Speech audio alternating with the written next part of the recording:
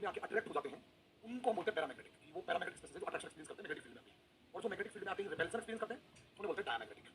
Normally जो paramagnetic spaces होती हैं जिनमें अप्लाइड मैग्नेटिक फील्ड और उस सब्सटेंस की मैग्नेटिक फील्ड दोनों एक ही डायरेक्शन में अलाइन होती है। अप्लाइड मैग्नेटिक फील्ड यानी कि कोई अप्लाइड मैग्नेटिक फील्ड मान लो B0 मान लेते हैं और सब्सटेंस की मैग्नेटिक फील्ड यानी उसकी मान लो कोई भी B मान लो BE मान लो कुछ मान लो वो सेम ही डायरेक्शन में हो जाएंगी तो अट्रैक्शन एक्सपीरियंस करेगा, अलाइन हो जाएगा, पैरेलल स्पिन हो जाएंगे। ऐसे केस में पैरेलल डायरेक्शन में दोनों मैग्नेटिक फील्ड जुड़ जाएंगी इसलिए अट्रैक्शन एक्सपीरियंस करेगा। और डायमैग्नेटिक सब्सटेंस होते हैं जिनमें अपोजिट मैग्नेटिक फील्ड अगर अप्लाइड B0 इस डायरेक्शन में है तो उस सब्सटेंस की मैग्नेटिक फील्ड यानी कि जो इंड्यूस्ड मैग्नेटिक फील्ड है वो अपोजिट डायरेक्शन में होगी। ऐसे केस में दोनों मैग्नेटिक फील्ड एक दूसरे को क्रॉस करती हैं, एक दूसरे को कैंसिल आउट करती हैं, इसलिए वो रिपेल करते हैं या वो मैग्नेटिक फील्ड में जाकर रिपल्सन एक्सपीरियंस करते हैं। नॉर्मली इस तरह की फील्ड जनरेट करते हैं पेयर्ड इलेक्ट्रॉन।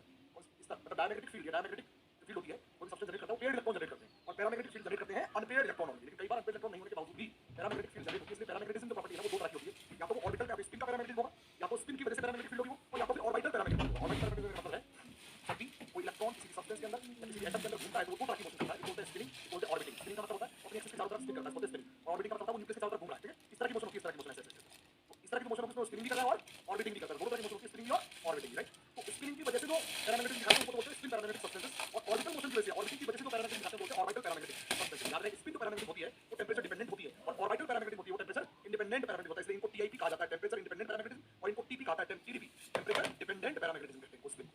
इसमें एक और रेसिपी सीखने को मिलती है कि कई बार अगर किसी सब्सटेंस की टोटल स्पिन 0 भी हो मतलब अनपेयर्ड इलेक्ट्रॉन ना भी हो उसके अंदर, टोटल स्पिन 0 मतलब अनपेयर्ड इलेक्ट्रॉन एक भी नहीं है, राइट, तब भी वो पैरामैग्नेटिक हो सकता है। ऐसे केस में उसका जो पैरामैग्नेटिक बिहेवियर है या उसकी पैरामैग्नेटिक फील्ड है वो जनरेट हुई है किसकी वजह से, स्पिन की वजह से नहीं बल्कि ऑर्बिटिंग की वजह से, ऑर्बिटल पैरामैग्नेटिज्म कहते हैं। टू टाइप ऑफ पैरामैग्नेटिज्म है, one is spin paramagnetism, other is orbital. Detail में और नोट कीजिए दो तरह के मैग्नेटिक सब्सटेंस होते हैं, पैरामैग्नेटिक और डायमैग्नेटिक।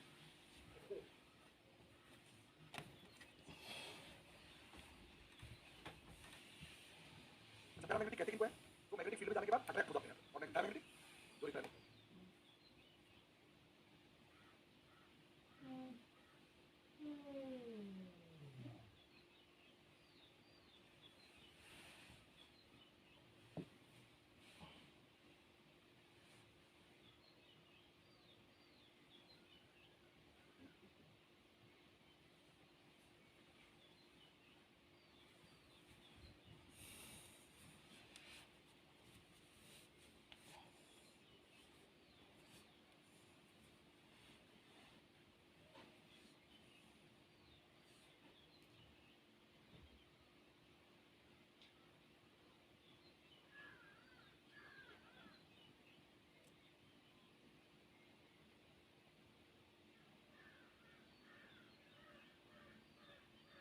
इस तरह के पैरामैग्नेटिक बोलते हैं पीएस, स्पिन पैरामैग्नेटिज्म है इसको, मैग्नेटिक फील्ड को बोलते हैं पीएस यानी कि ऑर्बिटल पैरामैग्नेटिज्म।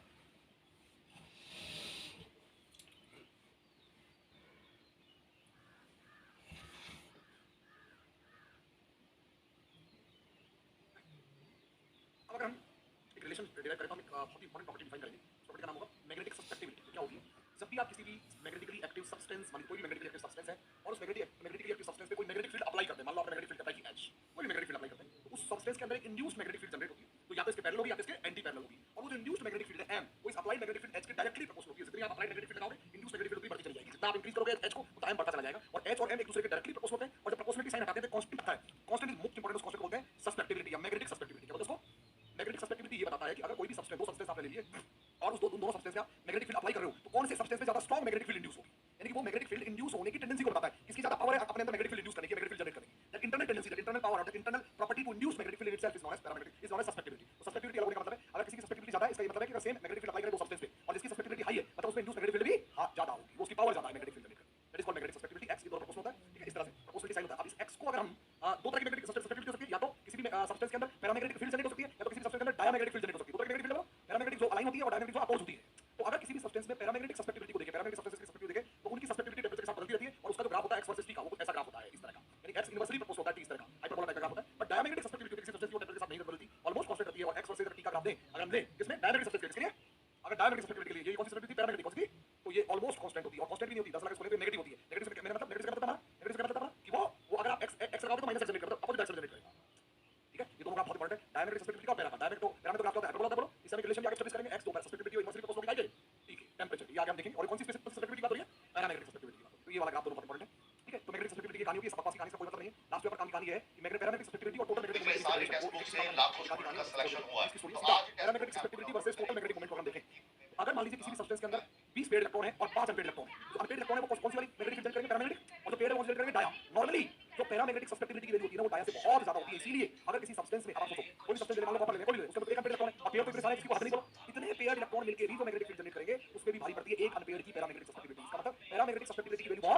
होती है इन कंपैरिजन टू डायामैग्नेटिक सब्सट्रैक्टिविटी? और बोलो ये अपना रिलेशन है। अगर आप किसी की पैरामैग्नेटिक सब्सट्रैक्टिविटी निकालना चाहते हो तो बराबर होगी टोटल मैग्नेटिक सब्सट्रैक्टिविटी। बोला टोटल सब्सट्रैक्टिविटी माइनस किसके?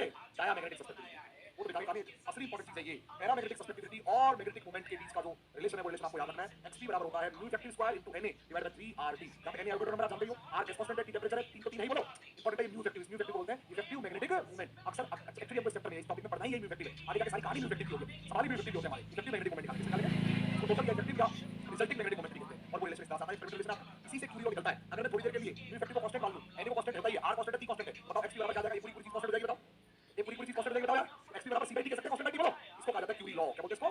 This is called Curie law, Curie's law, जो नॉर्मली पैरामैग्नेटिक सब्सटेंस के लिए डिफाइन होता है।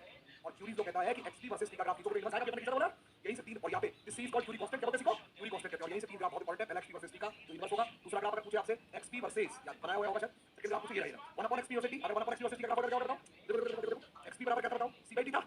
टी बता बताओ 1 अपॉन एक्सपी क्या हो जाएगा? 1 अपॉन एक्स पैरामीटर क्या हो जाएगा? बताओ 1 अपॉन एक्सपी क्या हो जाएगा? बताओ 1 अपॉन एक्सपी टी बाई सी हो जाएगा। बोलो यार इसको 1 बाई सी इनटू टी कह सकता हूं? कह सकता हूं क्या? बताओ 1 अपॉन एक्सपी और टी का ग्राफ कैसे आएगा? 1 अपॉन एक्सपी और टी का ग्राफ स्ट्रेट लाइन आएगा। इसलिए 1 अपॉन एक्सपी वर्सेस टी का ग्राफ कैसा आएगा? Straight line. और बताओ अगर हम यहां से इनको मल्टीप्लाई कर दें और अगर यहां से रिलेशन निकालें एक्सपी इनटू टी तो एक्सपी इनटू टी बराबर क्या हो जाएगा? कांस्टेंट। इसलिए एक्सपी इनटू टी का टेंपरेचर के साथ ग्राफ खींचोगे तो कैसा आएगा? ये तीनों ग्राफ बहुत इंपॉर्टेंट है। XP versus T, 1 upon XP versus T और XP into T versus T. Alright note कर लीजिए पैरामैग्नेटिक सब्सट्रैक्टिविटी लिख लीजिए। This is very important and Curie's law. इसके लिए लगता है क्यूरी लॉ? हां पैरामैग्नेटिक सब्सटेंस के लिए लगता है।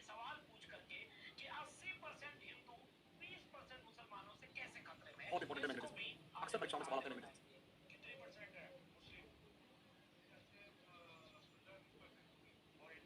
16-17 कोई एक साल एक ऐसा था जिसमें 4 सवाल ही मैग्नेटिज्म से आए। पागल हो गया था मैग्नेटिज्म को लेकर। इतना चुंबक का आकर्षण होगा उसको जीवन में। हिंदी में मैग्नेटिज्म पैरामैग्नेटिक मतलब चुंबक आकर्षित करना होता है। आकर्षित होते हैं पैरामैग्नेटिक विकसित होते हैं। ज्यादा ही चुंबकीय आकर्षण हुआ होगा। 4 सवाल डालिए 8 सी में डालिए 3 सवाल।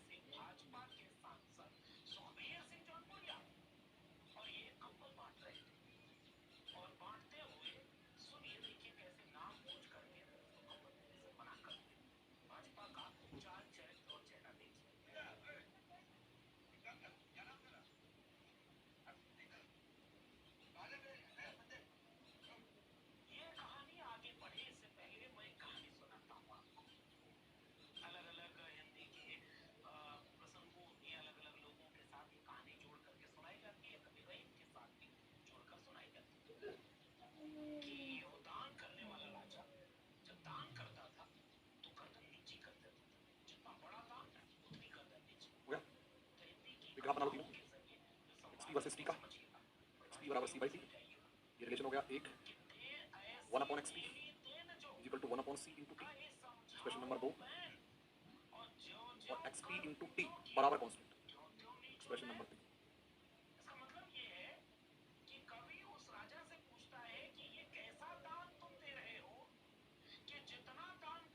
ये ग्राफ इस क्या बोले इस ग्राफ को रेक्टेंगुलर हाइपरबोला। y बराबर k by x x y बराबर कांस्टेंट वाला ग्राफ है।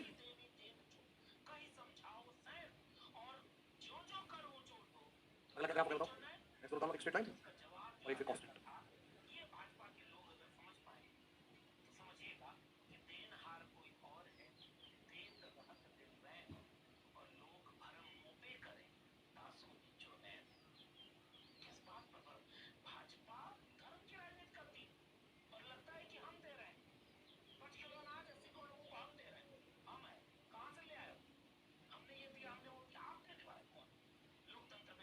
नीचे वाला तो लिख लिया पीछे आपने वही 3 एक्सप्रेशन है।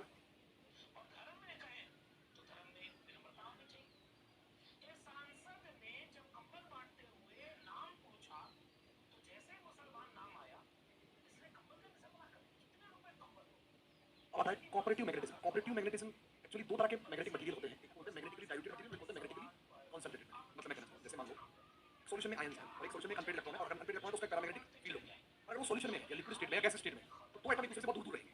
अगर दो एटम एक दूसरे से बहुत दूर रहेंगे तो इसकी मैग्नेटिक फील्ड अलग होगी, इसकी मैग्नेटिक फील्ड अलग होगी, इन दोनों में आपस में कोई कॉपरेशन नहीं होगा। अगर यही दो आयन दो मेटल एक लैटिस में आ जाए तो लैटिस में तो बहुत पास रहते हैं। अगर बहुत पास रहेंगे इसकी जो भी मैग्नेटिक फील्ड जनरेट होगी, इसकी जो भी मैग्नेटिक फील्ड जनरेट होगी आपस में कपल कर जाएंगी। या तो वो सब इंटरेक्शन में आऊंगी तो जुड़ जाएंगी और अगर अपोजिट डायरेक्शन में होगी तो माइनस हो जाएंगी। इसको होता है कोऑपरेटिव मैग्नेटिज्म। क्या बोलते हैं इसको? सब मैग्नेटिक फील्ड कपल हो जाती है। तो मैग्नेटिकली डाइल्यूट मटेरियल नॉर्मली वो होते हैं जब वो लिक्विड स्टेट में होते हैं या गैस स्टेट, और मैग्नेटिकली कॉन्संट्रेटेड मटेरियल कहते हैं जब वो सॉलिड स्टेट। कौन से होते हैं? सॉलिड स्टेट के अंदर, नॉर्मली सॉलिड स्टेट। तो सॉलिड स्टेट में ही कोऑपरेटिव मैग्नेटिज्म होता है। कोऑपरेटिव मैग्नेटिज्म का मतलब होता है या तो जो ये डायरेक्ट या तो ये कोऑपरेटिव मैग्नेटिज्म। कोऑपरेटिव मैग्नेटिज्म कहता है अगर कोई भी पैरामैग्नेटिक सब्सटेंस है तो उस पैरामैग्नेटिक सब्सटेंस की जो मैग्नेटिक फील्ड की डायरेक्शन होगी अलग-अलग होगी, वो रैंडम होंगी। बट कई बार ये पैरामैग्नेटिक सब्सटेंस की जो डायरेक्शन है किसी फील्ड की प्रेजेंस अगर बहुत पास हो सब एक डायरेक्शन अलाइन होती है। ऐसे केस में नेट पैरामैग्नेटिक सब्सटेंस बढ़ जाएगी क्योंकि अगर सब एक डायरेक्शन में होगी तो कपल हो जाएगी, बोलो हो जाएगी ना। और अगर एक डायरेक्शन में होगी कपल होगी तो पावर बढ़ जाएगी, मैग्नेटिक फील्ड बढ़ जाएगी। ऐसे सब्सटेंस जिनमें पैरामैग्नेटिक फील्ड है ये अलाइन होकर कपल हो जाती है या पैरामैग्नेटिक जो बिहेवियर है वो छूट जाता है उनको बोलते हैं फेरोमैग्नेटिक सब्सटेंस। क्या बोलते हैं? Ferromagnetic substance. और कुछ ऐसे होते हैं जिनमें ये एक दूसरे के साथ एंटी कपल हो जाते हैं, एक डायरेक्शन में दूसरे में, तीसरे में, चौथे में आपस में क्या हो जाएंगे, कैंसिल हो जाएंगे बोला। अगर ये आपस में कैंसिल हो जाएंगे तो नेट मैग्नेटिक सब्सटेंसिटी घट जाएगी। क्या हो जाएगी? ऐसे केस में इनको बोलते हैं एंटी फेरोमैग्नेटिक मटेरियल। क्या बोलते हैं इनको? एंटी फेरोमैग्नेटिक हो जाएगा। तो एक्चुअली दो केसेस हो सकते हैं, या तो सब एक डायरेक्शन ये तो हो गया पैरामैग्नेटिक जिसमें एक दूसरे के साथ रैंडम है, बिल्कुल रैंडम है, बिल्कुल रैंडम है, बिल्कुल रैंडम। राइट बोलो। इसी वजह से आप पांच रिश्तेदार हो, पांच देखो रह रहे हो और बहुत दूर रह रहे हो, कोई मतलब नहीं, अपना काम कर, अपना काम कर, अपना काम। पांच एक ही कोऑर्डिनेट करके घर में होगे तो चीजें आपस में जुड़ जाएंगे यार। कोई खाना तेरी करना लेते हैं, ये तेरी कर लेते हैं, एक काम करो तेरे मेरे फंक्शन तेरे उसके कर लेते हैं, समझ मिल जाएंगे, चीजें जुड़ जाती हैं पास में। तो जुड़ भी सकती हो, जुड़ भी सकती हो, दोनों ही काम है। पैरेलल भी हो सकती है और माथा भी हो सकती है। पैरेलल हो जाए तो जुड़ जाएगी तो फेरो हो गया, और अगर सब टूटने लगे तो एंटी फेरोमैग्नेटिक। अब कई ऐसे भी सब्सटेंस होते हैं तो ना कंप्लीटली पैरा होते हैं, ना कंप्लीटली जुड़ते हैं, ना कंप्लीटली घटते हैं। उन्हें कुछ अलाइन हो जाते हैं, कुछ एंटी अलाइन, जैसे ये रहा ना, जैसे एक एंटी अलाइन होगा दूसरा नहीं हुआ, बोला। ऐसे केस में जिसमें कुछ जुड़ता है या यूं कहें कि कुछ पैरेलल कुछ एंटी पैरेलल हो जाता है उनको बोलते हैं फेरी मैग्नेटिक बिहेवियर। क्या बोलते हैं उसको? फेरी मैग्नेटिक सब्सटेंस। अब आपको परीक्षा में याद रखना है कौन फेरो होता है, कौन फेरी और कौन एंटी फेरो होता है। तो फेरोमैग्नेटिक दिखाते हैं जैसे आयरन, कॉपर, निकल, जीडी, ईओ, एफईओ, ये सब दिखाते हैं। क्या दिखाते हैं? सारे सारे फेरोमैग्नेटिक। और जैसे क्रोमियम, मैग्नीज, एमएनओ, सीओ, ये सब दिखाते हैं क्या? एंटी फेरोमैग्नेटिक दिखाते हैं। एंटी फेरोमैग्नेटिक दिखाते हैं, सीओ एंटी फेरोमैग्नेटिक दिखाते हैं। और कुछ सब्सटेंस होते हैं जो फेरी मैग्नेटिक बिहेवियर दिखाते हैं, जैसे Fe3O4 इसको फेराइट बोलते हैं, या गार्नेट, इस टाइप के मेटल है वो फेरी मैग्नेटिक बिहेवियर। इन फेरो, फेरी और एंटी फेरो को ग्राफ के थ्रू पोटेंशियल समझ सकते हैं। ये इनके ग्राफ हो गए। अगर हम 1/x वर्सेस t का ग्राफ लेंगे, चलिए बोलो 1/x वर्सेस t को जो कोऑपरेटिव मैग्नेटिज्म है ना वो क्यूरी वीस लॉ दिखाते हैं। वो दिखाते हैं क्यूरी लॉ। क्या दिखाते हैं? हैं? ये दिखाते हैं क्यूरी वीस लॉ। और इनका जो रिलेशन होता है क्यूरी वीस लॉ का आगे दिखाता होगा। क्यूरी वीस लॉ शो करने का नहीं दिखाता है। क्यूरी वीस लॉ दिखाते हैं और इनका जो xp होगा वो बराबर होगा c/1 था और या t - थीटा, जहां पे थीटा को वीस कांस्टेंट बोलते हैं। क्या बोलते हैं इसको? वीस कांस्टेंट बोलते हैं and this is known as Curie Weiss law. क्या बोलते हैं इसको? क्यूरी। वो क्यूरी लॉ तो पैरा के लिए लगा और क्यूरी वीस किसके लिए लगा? कोऑपरेटिव वालों के लिए। किसके लिए लगा? कोऑपरेटिव यानी कि फेरो और एंटी फेरो और फेरी के लिए लगा। बताओ 1/xp करेंगे, 1/xp करेंगे तो t - थीटा हो जाएगा बोलो। इसका मतलब कई जगह 1/xp 0 होगा और थीटा टेंपरेचर आ जाएगा बोला। तो वो दो टेंपरेचर आ जाएंगे जहां 1/x 0 होगा। एक तो ये टेंपरेचर फेरोमैग्नेटिक के लिए टेंपरेचर होगा और एंटी फेरोमैग्नेटिक के लिए टेंपरेचर होगा। फेरो के लिए जिस टेंपरेचर पर 1/x 0 हो जाता है उसे बोलते हैं क्यूरी टेंपरेचर। क्या बोलते हैं इसको? This is called Curie temperature. और जिसके लिए एंटी फेरो के लिए जिस टेंपरेचर पर 1/x 0 हो जाएगा उसे बोलेंगे नील टेंपरेचर। क्या बोलेंगे? नील टेंपरेचर। तो दो तरह के टेंपरेचर होंगे, क्यूरी टेंपरेचर और नील। क्यूरी टेंपरेचर क्या है? जहां पे 1/x 0 हो जाए। क्या हो जाए? इसको आप लिखेंगे तो बताओ क्या लिखेंगे? 1/xp बराबर क्या आ जाएगा बताओ? t - थीटा/c आएगा क्या? अगर इस वाली चीज को मैं 0 कर दूं, अगर इस वाली चीज को 0 कर दूं तो यहां से टेंपरेचर आएगा कि नहीं आएगा? फेरो के लिए जो टेंपरेचर आएगा उसे बोलेंगे क्यूरी टेंपरेचर और एंटी फेरो के लिए टेंपरेचर आएगा उसे बोलेंगे नील टेंपरेचर। मतलब जो इंटरसेक्शन पॉइंट आएगा यूं कहेंगे जो पॉइंट आएगा x एक्सिस पे किसके लिए 1/x वर्सेस t के। अब एक्सप्लेन करता हूं क्यूरी और नील टेंपरेचर क्या होते हैं। अगर 1/x का ग्राफ खींचा जाए, सॉरी xp का ग्राफ खींचा जाए t के साथ, बताओ पैरा के लिए ग्राफ कैसा था? ऐसा रेक्टेंगल टाइप में बोला। हां मैं खींचा बोलो यार, ऐसा ही था बोलो। फेरो के लिए भी ग्राफ ऐसा ही होता है, एक टेंपरेचर तक ऐसे ही चलता है और एक टेंपरेचर के बाद अचानक से x बढ़ जाता है। जिस टेंपरेचर के बाद ये x अचानक से बढ़ता है ना, यानी कि जिस टेंपरेचर के बाद वो अचानक से अलाइन हो जाएंगे, क्या हो जाएंगे? उस टेंपरेचर को बोलेंगे क्यूरी टेंपरेचर। क्या बोलेंगे? और एंटी फेरो के लिए भी ग्राफ ऐसा ही चलता है, एक टेंपरेचर के बाद अचानक घट जाता है। जिस टेंपरेचर के बाद ये घटता है, जिस टेंपरेचर के बाद ये डिक्रीज होगा उस टेंपरेचर को क्या बोलेंगे? नील टेंपरेचर। क्या बोलेंगे? तो याद रखना कोऑपरेटिव मैग्नेटिक बिहेवियर जो है ना वो एक टेंपरेचर के नीचे ही होता है, उस टेंपरेचर के ऊपर नहीं होता। समझ में आया बोलो? आया? जैसे हाई टेंपरेचर पे तो सारे पैरा होंगे। देखो अगर टेंपरेचर हाई होगा तो सभी पैरा होंगे। एक टेंपरेचर आता है सब ये फेरो बन जाते हैं और ये एंटी फेरो बन जाते हैं। और बोलो तो जिस टेंपरेचर पर ये फेरो बनते हैं, जिस टेंपरेचर पे सब एक लाइन में आ जाते हैं उस टेंपरेचर को क्या बोलते हैं हम लोग? क्यूरी। और जिस टेंपरेचर पर सब एक दूसरे के ऑपोजिट हो जाते हैं उसको क्या बोलते हैं? नील। क्या बोलते हैं उसको? नील। देखो इधर देखो हाई टेंपरेचर होगा तो सब रैंडम घूमते रहेंगे, सब रैंडम घूमेंगे। टेंपरेचर होगा तो कार्डिकल ज्यादा होगी, कार्डिकल ज्यादा होगी तो सबका अपना रैंडम मोशन होगा। टेंपरेचर घटाओ घटाओ कपल हो जाएंगे, या तो टेंपरेचर घटाओ घटाओ एंटी हो जाएंगे। तो जिस टेंपरेचर पे कपल हो जाएंगे वो नी को क्यूरी और जिस टेंपरेचर एंटी हो जाएंगे वो नील। समझ में आया क्लियरली? छाप बताओ फेरो और एंटी फेरो भी हाई टेंपरेचर पे पैरा ही होंगे। हाई टेंपरेचर पे तो रैंडम घूमेंगे वो। अभी मैं आपको दो सीधे बैठो, सीधे बैठ जाओगे। अगर वही मेरा हूं और मान लीजिए 5वीं क्लास के बच्चे रहे, 5वीं तक के सारे तक एलकेजी यूकेजी के रहे, बच्चे लचक के बैठ जाओ, कितना ही करो सीधे बैठो, कुछ उधर कुछ जाएगा पेशाब कर जाएगा, टेबल बैठ जाएगा। क्यों? क्योंकि उस स्टेज की एनर्जी बहुत ज्यादा है, कार्डिक एनर्जी बहुत हाई है और उसको रैंडमाइजेशन नहीं होगा उसमें, उसको आप अलाइन नहीं कर सकते, उसको आप कंट्रोल नहीं कर सकते, उसको आप कोऑपरेटिव मैकेनिज्म में तब्दील नहीं कर सकते।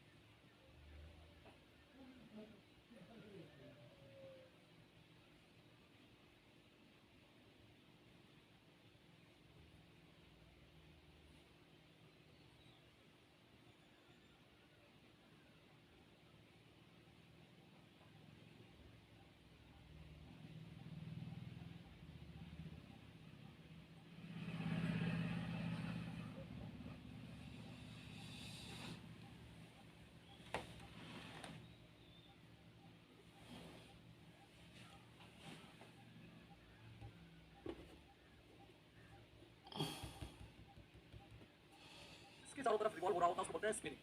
ऑर्बिटिंग की वजह से मैग्नेटिक मोमेंट होता है उसको बोलते हैं ऑर्बिटल मैग्नेटिक मोमेंट, और स्पिनिंग की वजह से मैग्नेटिक मोमेंट होता है उसको बोलते हैं क्या बोलते हैं उसको spin magnetic moment, mu S के स्पिन मैग्नेटिक मोमेंट। और ऑर्बिटल मैग्नेटिक मोमेंट और स्पिन मोमेंट एक दूसरे के नॉर्मली इस तरह से होते हैं परपेंडिकुलर टाइप ऐसे। इसीलिए अगर हमें किसी भी सब्सटेंस का टोटल मैग्नेटिक मोमेंट निकालना है तो total magnetic moment mu effective vector quantity है, हो जाएगा म्यू एसओ, इसको स्पिन ओनली भी कहा जाता है कई बार, mu SO plus mu L, इन दोनों के वेक्टर सम के बराबर हो जाएगा टोटल मैग्नेटिक मोमेंट। अब ये तो हुआ वेक्टर इक्वेशन, हमें तो चाहिए होगी उसकी मैग्नीट्यूड निकालना। मैग्नीट्यूड लेकर देखेंगे म्यू एसओ की मैग्नीट्यूड क्या होता है, तो म्यू एसओ की वैल्यू होती है under root 4s into s plus 1 Bohr magneton, ये होता है म्यू एसओ, जिसका दूसरा फार्मूला आपने पढ़ा है, वो फार्मूला इसी से ड्राइव हुआ है, s की वैल्यू रख दो 1/2 into अनपेड इलेक्ट्रॉन रख दो, तो यही फार्मूला बन जाएगा जो आपने आज तक पढ़ा n into n+2 bore magneton. अब ये पुराने जमाने में हो गया, हमने s वाले से लेके चलेंगे एक ही बात है कि हम जानते हैं s की वैल्यू क्या होती है 1/2 into अनपेड इलेक्ट्रॉन। ये तो हो गया म्यू एसओ का फार्मूला, और म्यू एल का फार्मूला होता है, म्यू एल का मैग्नीट्यूड होता है under root l into l+1 Bohr magneton, कितना होता है under root l into l+1 Bohr magneton. तो ये दोनों के मैग्नीट्यूड पता लगे, अब हमको इफेक्टिव मैग्नीट्यूड निकालना है दोनों के मैग्नीट्यूड। बहुत ढंग से समझ लीजिए, तीन तरह से मैग्नेटिक मोमेंट कैलकुलेशन होता है हम जब केमिस्ट्री में करते हैं। पहला, जब L और S आपस में कपल नहीं कर रहे हो, क्या कर रहे हो विदाउट LS कपलिंग, यानी कि L और S आपस में कपल नहीं कर रहे हो। नॉर्मली कपल कब नहीं होता, बताओ कपलिंग कब पड़ती है, ऊपर से नीचे जाने पर पड़ती है, 3D से 4D से 5D जाने पर कपलिंग पड़ती है, बोलो तो 3D में नॉर्मली कपल नहीं करता है। और अगर कपल नहीं कर रहा हो तो बहुत सिंपल है, आपको पता है जो स्पिनिंग होती है, ऑर्बिटिंग, देखो स्पिनिंग होती है वो इस तरह से होती है बोला, और ऑर्बिटिंग होती है उस तरह से होती है, तो स्पिनिंग और ऑर्बिटिंग एक दूसरे के 90 डिग्री पे होती है। और 90 डिग्री पे होती है, बताओ दो वेक्टर एक दूसरे के 90 डिग्री पे है तो उनका रिजल्टिंग कैसा होता है, a square plus b square का अंडर रूट होता है तो क्योंकि म्यू एल, अगर म्यू एल इस डायरेक्शन में है तो म्यू एस इस डायरेक्शन में होगा। ऐसे केस में अगर मुझे म्यू इफेक्टिव चाहिए का मैग्नीट्यूड चाहिए तो हम कहेंगे दो वेक्टर जो 90 डिग्री पर मैग्नीट्यूड क्या होता है म्यू एल का स्क्वायर प्लस म्यू एसओ का स्क्वायर, और म्यू एल का under root l into l+1, उसका स्क्वायर करेंगे तो अंडर रूट घट जाएगा, बोलो अंदर आ जाएगा l into l+1, और म्यू एसओ का 4s into s+1 का अंडर रूट, उसका स्क्वायर करेंगे तो 4s into s+1 आ जाएगा, बोलो तो म्यू इफेक्टिव का मैग्नीट्यूड क्या आ जाएगा 4s into s+1 plus l into l+1। ये किसका मैग्नीट्यूड हो गया बताओ, म्यू इफेक्टिव, किसका हो गया म्यू इफेक्टिव। लेकिन ये फार्मूला केवल, अच्छा फार्मूले तीनों हैं, लोग परीक्षा में गलती यही करते हैं, उनको ये नहीं समझ आता जब कोई मैग्नेटिक मोमेंट पूछता है फार्मूला कौन सा लगेगा, तो वो ढंग से समझ लेना। ये फार्मूला तब लगेगा जब L और S कपल, और नॉर्मली L और S कपल कब नहीं करेंगे 3D के मेटल आयंस के लिए, किसके लिए तो 3D मेटल आयन में ये वाला फार्मूला लगेगा। पर अगर मान लीजिए LS कपल कर जाए विद LS कपलिंग, L और S कपल कर जाए, क्या जाए L और S कपल कर जाए, अगर LS कपल कर जाए तो क्या बन जाता है J, आपने पढ़ा होगा LS कपल के बगैर, तो फिर म्यू इफेक्टिव का फार्मूला हो जाएगा G under root J into J+1। J कैसे निकालेंगे सिखा चुका हूं पीछे में, G निकालना सिखा दूंगा, कैसे निकाल दूंगा G निकाल, G का फार्मूला निकालना सीख लेना 3/2 plus s into s+1 minus l into l+1 divided by 2j into j+1। Formula आपको याद रखना है, बहुत ये वही है, पढ़ा होगा आपने रेशियो पढ़ा होगा, डायगोनल रेशियो पढ़ा होगा आपने, वही रेशियो है जी आपका, इसका फार्मूला आपका आ गया। और विद JJ कपलिंग का कहानी अलग होगी, विद JJ कपलिंग कैसे होगा, ये नॉर्मली 5D 4D सीरीज के लिए काम आता है, या हायर सीरीज के लिए और एक्टिनॉइड्स के लिए JJ कपलिंग का। तो दो कहानी होगी हम लोग, क्या कहानी होगी बताओ, विदाउट LS कपलिंग और विद LS कपलिंग की, ये दोनों स्टोरीज आपको आनी चाहिए। इसके बाद अब हां जैसे अब अच्छा आयन के लिए लगेगा, ये काहे के लिए लग रहा है कॉम्प्लेक्स के लिए लग रहा है, किसके लिए लग रहा है ये आयन, कॉम्प्लेक्स में बाद में देखेंगे। ये इफेक्टिव मैग्नेटिक मोमेंट किसके लिए निकाल रहे हैं हम लोग, फ्री आयंस के लिए, काहे के लिए निकाल रहे हैं, कैलकुलेट कर लो, देख लो फ्री आयंस के लिए कैसे निकालेंगे, देखो फ्री आयंस ढंग से याद रखना, ये फार्मूला किसके लिए लगेगा,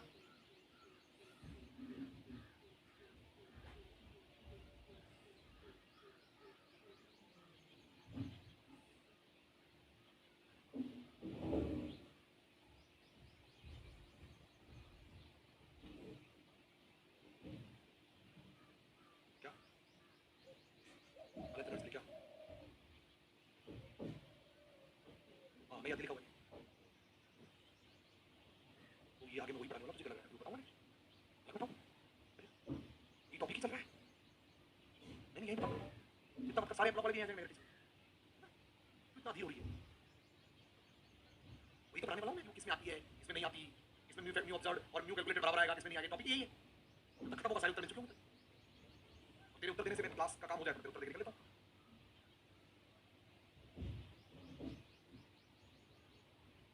और ये फार्मूले किसके लगेंगे, सिर्फ लिख लेना, कॉम्प्लेक्स में नहीं लगेंगे। मैग्नेटिक मोमेंट निकालना चाय वाला भी जानता है, बाहर गली में है ना, कुत्ता भी जानता है, बस लोगों को ये नहीं समझ में आता कि फार्मूला लगेगा कौन सा, जो दिमाग में लगता है टिका जाते हैं लोग, पूछता आयन का है कॉम्प्लेक्स का टिका देते हैं, पूछता कॉम्प्लेक्स का आयन का टिका देते हैं।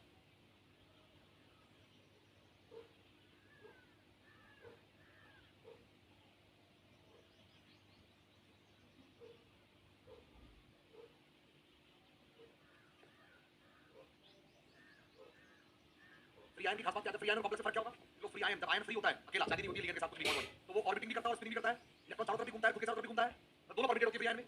दसवीं बात ये फ्री आयन में दोनों परमिटेड होते हैं, दोनों कंट्रीब्यूट करते हैं, दोनों फुली कंट्रीब्यूट करते हैं, म्यू एल भी कंट्रीब्यूट करता है और म्यू एसओ भी, स्पिन भी और ऑर्बिटल भी दोनों कंट्रीब्यूट करते हैं फ्री आयनों में।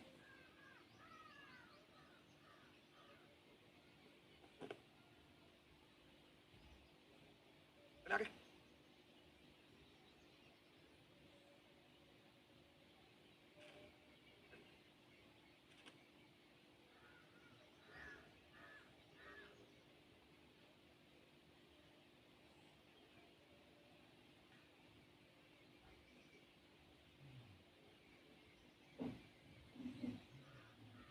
क्रोमियम आयन का, मैग्नेटिक मोमेंट निकालो क्रोमियम प्लस 2 आयन का, मैग्नेटिक मोमेंट निकालो क्रोमियम प्लस 2 आयन का, इफेक्टिव मैग्नेटिक मोमेंट।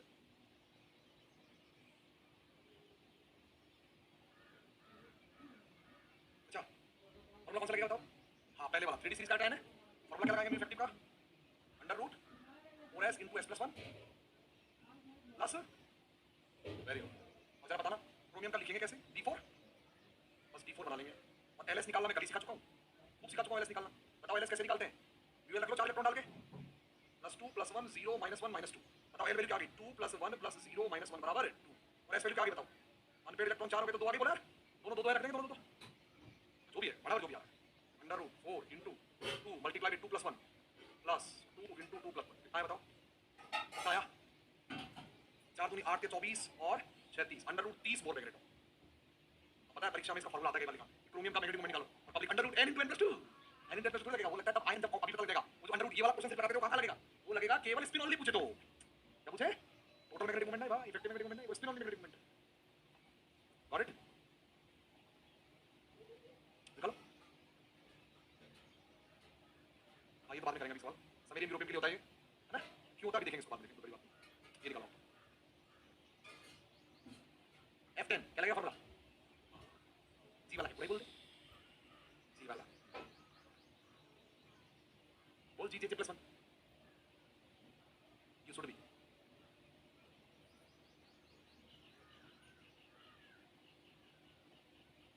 नेट में आया है और 4 नंबर का सवाल है, इसमें आया ताजा ताजा ही है अभी, जीत जल जाएगी, इतना ताजा है।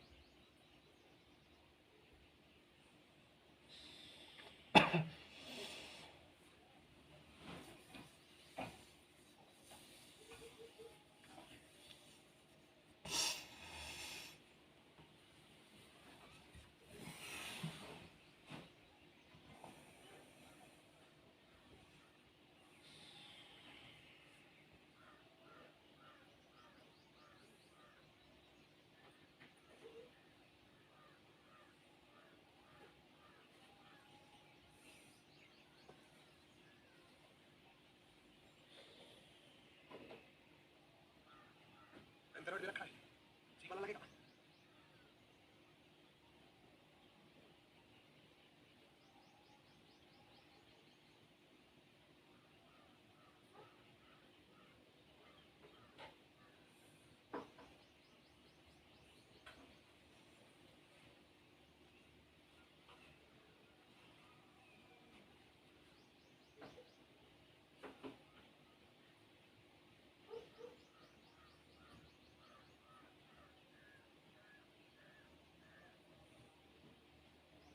n 6 होगा s2,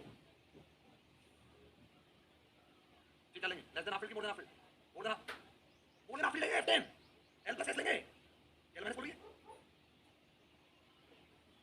काम कर ली 8 लेंगे जी, कितना कैलकुलेटर पता लगेगा? हाँ यही है, चलिए भाई इसका आंसर आ गया, प्रिंट आउट दूंगा।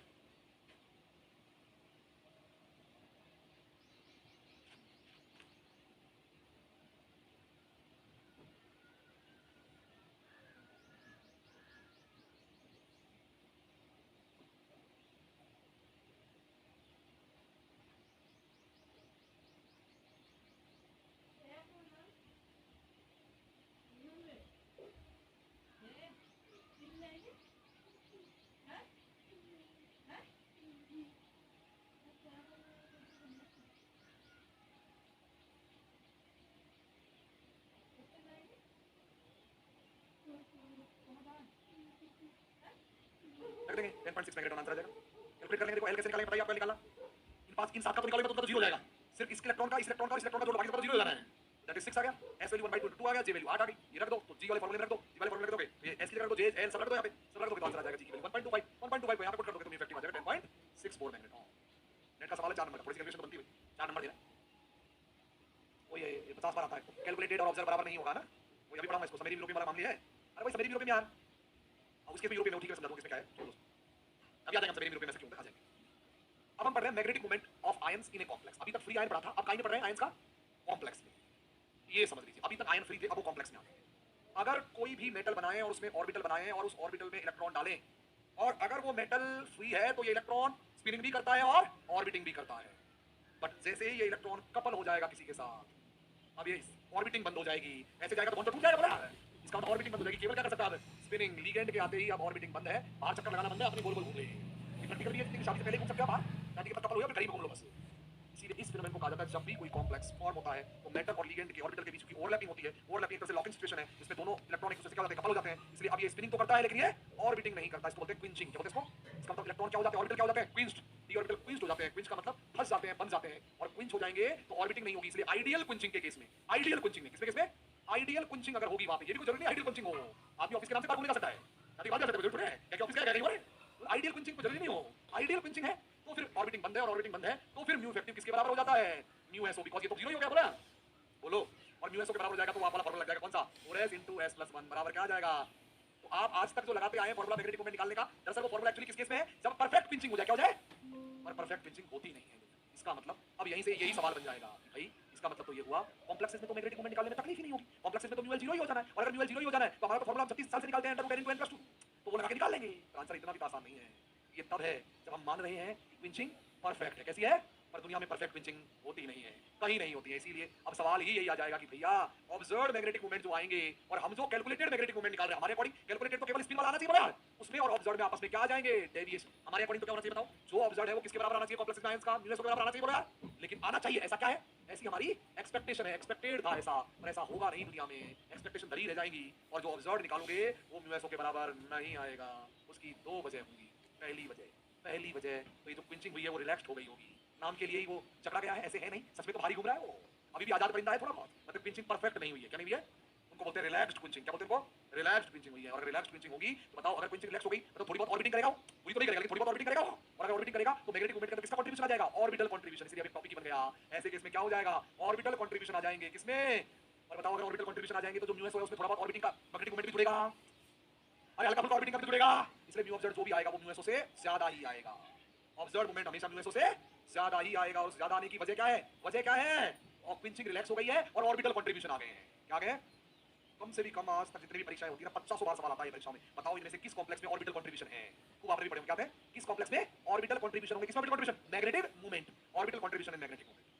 या तो ये वजह होगी जिसकी वजह से म्यू ऑब्जर्व्ड, और या तो ये वजह होगी जिसकी वजह से म्यू ऑब्जर्व्ड और म्यू कैलकुलेटेड बराबर नहीं आएंगे, या म्यू ऑब्जर्व्ड म्यू एसओ के बराबर नहीं आएगा। और अगर ये वजह नहीं हुई तो फिर वजह ये होगी कि एस जो है किसी और के साथ कपल हो गया होगा। बोले तो ग्राउंड स्टेट के साथ साथ फर्स्ट एक्साइटेड स्टेट भी शामिल हो गई होगी कंट्रीब्यूट करने में। नहीं समझ में आया, मैं समझाता हूं। नॉर्मली क्या होता है, नॉर्मली क्या होता है, हम जो एल और एस निकाल रहे हैं वो ग्राउंड स्टेट से निकाल रहे हैं, क्या निकाल रहे हैं, और उसे एल और एस कैलकुलेट कर रहे हैं। पर हो सकता है एल और एस आपस में कपल भी तो कर रहे हो, ग्राउंड और फर्स्ट एक्साइटेड स्टेट आपस में मिक्स हो गई हो, मिक्सिंग बढ़ गया है।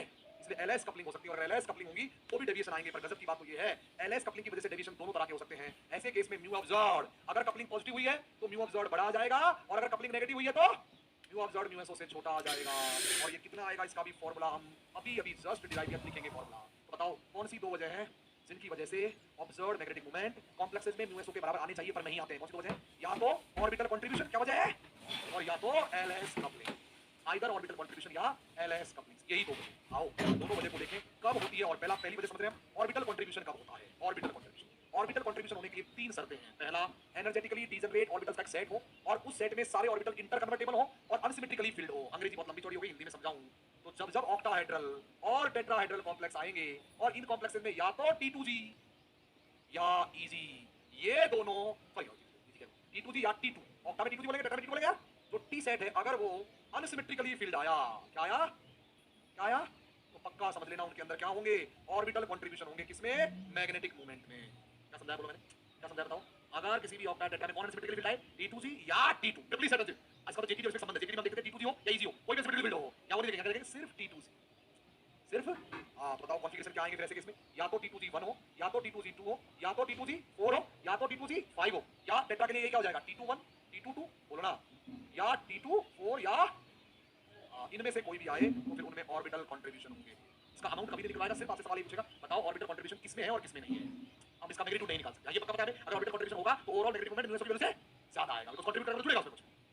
और कपलिंग से ज्यादा आए वैसा कोई जरूरी नहीं है। ऑक्टा में क्या होना चाहिए बताओ, इजी से मतलब नहीं है तो फालतू की बात है। क्या होना चाहिए फाइनली कहानी क्या चाहिए, या तो T2 सिमेट्रिक होना चाहिए या T2 सिमेट्रिक होना चाहिए। बोलो बताओ D1 ऑर्बिटल कंट्रीब्यूशन आएगा ऑक्टा में, ऑक्टा में D1 में आएगा क्या, ऑक्टा में D1 में आएगा क्या, यस बताओ D2 में आएगा, D3 में आएगा, समझ में आ गया। बताओ D4 आइस में आएगा, नहीं हमें सिर्फ ये देखना है बस, ये तो सिमेट्रिकल नहीं आएगा, बोलो बताओ d4 लो स्पिन में आएगा, यस बताओ d5 हाई स्पिन में आएगा, नहीं बोलो अगर d5 हाई स्पिन आएगा क्या, नहीं बोलो यार बताओ d5 लो स्पिन में आएगा, आएगा बताओ d6 की बात करो, बताओ d6 की, अगर d6 की बात करें तो 1 2 3 4 5 6 हाई स्पिन में आएगा, यस लो स्पिन में आएगा, नहीं समझ में आ गया, बताओ d7 हाई स्पिन में आएगा, d7 में नहीं, ये तो नीचे सिमेट्रिकल हो गया, तो d7 हाई स्पिन में, हाँ सॉरी d7 हाई स्पिन में, हाँ चलो 1 2 3 4 5 6 7, तो d7 हाई स्पिन में आएगा बोला, बताओ d7 लो स्पिन में आएगा क्या, नहीं बताओ d8 में आएगा क्या, कभी नहीं बताओ d9 में आएगा, कभी नहीं बताओ d10 में आएगा, कभी नहीं, ये ऑक्टाल देखा ही नहीं है, टटाल में कहानी और बोलो, अब आप ये नोट करो, ऑर्बिटल कंट्रीब्यूशन पहले चीज नोट कर लो, क्या करोगे, हाँ यही है उसी ऑर्बिटल कंट्रीब्यूशन मैग्नेटिक मोमेंट।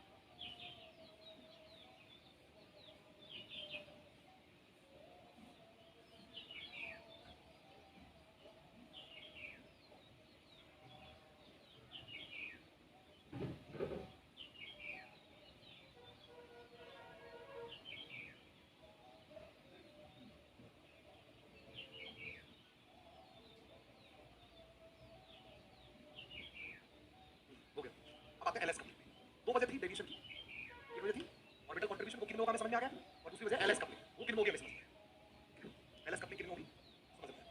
तो एलएस कपलिंग की वजह से बात दोनों हो सकता है, समझ लो एलएस कपलिंग की वजह से मैग्नेटिक मोमेंट इफेक्टिवली घट भी जाता है और बढ़ भी जाता है। घटता है किनके लिए, लेस देन हाफ फील्ड वालों के लिए घटता है, d1 से d4 वालों के लिए घट जाता है, क्योंकि इनके लिए लैम्बडा जो कपलिंग कांस्टेंट होता है या कपलिंग पैरामीटर होता है ना, वो पॉजिटिव होता है, इसीलिए इनके लिए म्यू इफेक्टिव घट जाता है।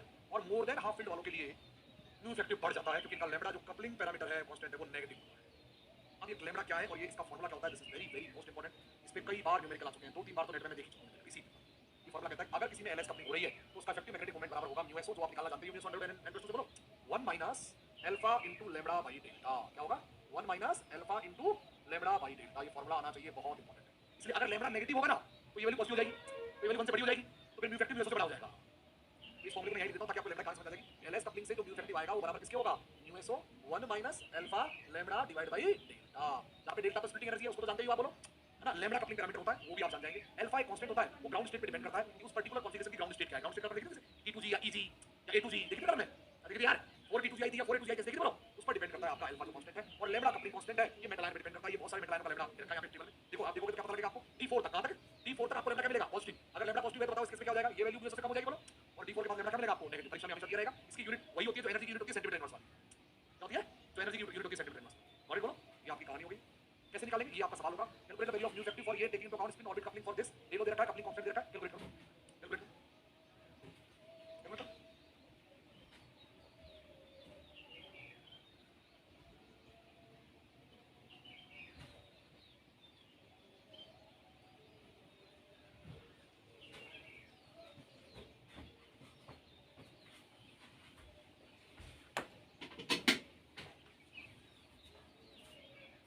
इसको नोट करो, कैलकुलेट नोट करो।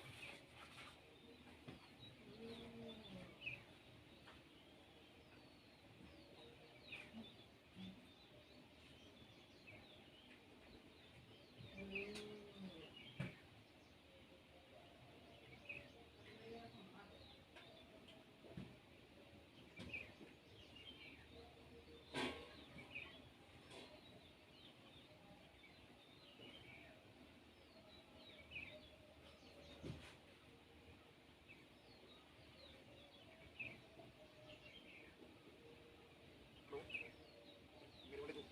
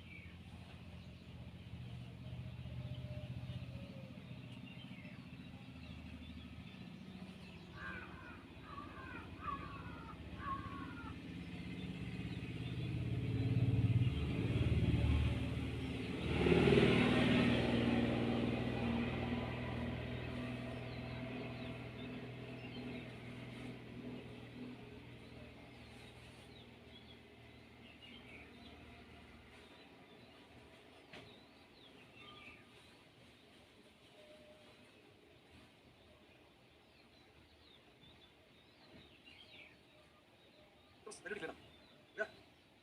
इस सवाल को चाहिए अल्फा की वैल्यू एक बार लिख लो कॉपी में, अल्फा बराबर 4 होगा या 2 होगा। 4 जब ग्राउंड स्टेट ए है, कोई भी A2G या A1G कोई भी, और 2 तब होगा जब ग्राउंड स्टेट E है, EG या E।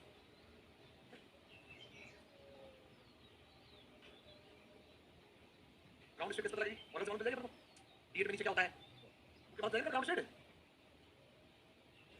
ये अल्फा की वैल्यू है, नोट कर लेना अल्फा की वैल्यू। परीक्षा में अल्फा की वैल्यू भी नहीं मिलेंगे, एक बार मोस्टली नहीं देगा, आपको पता होना चाहिए ग्राउंड स्टेट क्या है। ग्राउंड स्टेट ए और ग्राउंड स्टेट ई किसमें क्या है,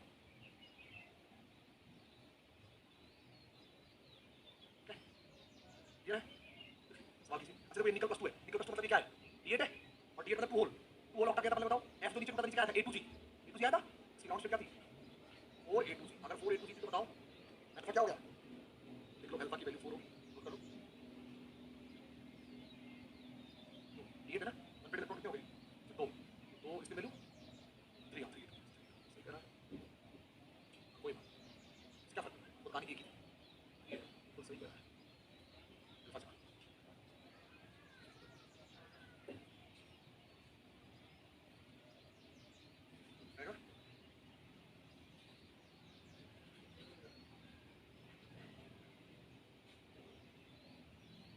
पागल है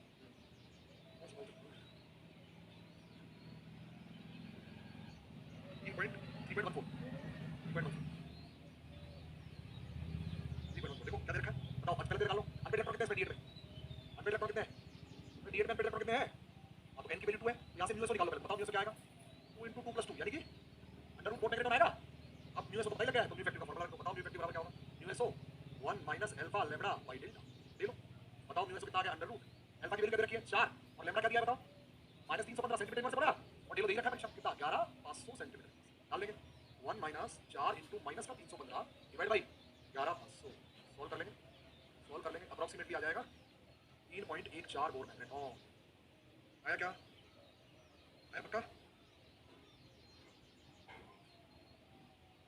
ठीक है मेरे का सवाल भी यही सेम सवाल है चलिए ये तो हो गया क्वेश्चन अब हमको पता लगाना है कि भैया अरे 10 मिनट पास आ गया अब हमको पता लगाना है कि किसमें एलएस कपलिंग होगी और किसमें नहीं होगी किसमें एलएस इधर किसमें एलएस कपलिंग होगी और किसमें ऑर्बिटल कंट्रीब्यूशन आपको पता है म्यू इफेक्टिव जो है वो म्यू एसओ के बराबर कोई वजह से आता है राइट बताओ आइदर एलएस कपलिंग हो या ऑर्बिटल कंट्रीब्यूशन क्या हो अरे बोलो भाई या तो ऑर्बिटल कंट्रीब्यूशन हो या एलएस कपलिंग अब ये जो मैं पढ़ा रहा हूं ये मोस्ट इंपोर्टेंट है देखना कैसे पता करें कि ऑर्बिटल कंट्रीब्यूशन होगा या एलएस कपलिंग होगी पता करने का बहुत सिंपल सा तरीका है अगर किसी ने भी ऑर्बिटल कंट्रीब्यूशन हो रहा है तो फिर एलएस कपलिंग नहीं होगी और अगर ऑर्बिटल कंट्रीब्यूशन नहीं हो रहा तो पक्का एलएस कपलिंग होगी दोनों किसी में नहीं होंगे और केवल एक ही केस है जिसमें ना तो d2 सिमेट्रिकल है ना एलएस कपलिंग है और उस केस का नाम है जिसमें दोनों नहीं होंगे केवल उसका नाम है d5 हाई स्पिन कौन है d5 हाई स्पिन को छोड़ दें उसमें दोनों नहीं होगा ना ओसी होगा और ना ये होगा बताओ अगर ओसी और ये नहीं होगा तो फिर म्यू इफेक्टिव या म्यू ऑब्जर्व लगभग म्यू एसओ के बराबर आ जाएगा इस केस में अगर ओसी होगा तो बताओ म्यू इफेक्टिव म्यू एसओ से बड़ा आएगा नेगेटिव यार और इस केस में म्यू इफेक्टिव छोटा भी आ सकता है और म्यू इफेक्टिव बड़ा भी आ सकता है छोटा किसमें होगा बताओ d1 से d4 में बोलो ना और बड़ा किसमें होगा बताओ d5 से d3 क्या आपको समझ में आया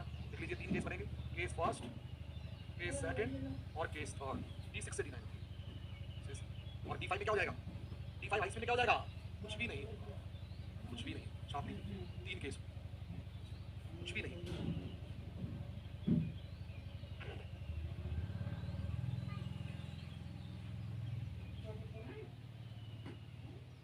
ऐसे ही पता लगाना है ये होगा तो वो नहीं होगा वो होगा तो वो नहीं होगा 25 हाई स्पीड में कुछ नहीं होगा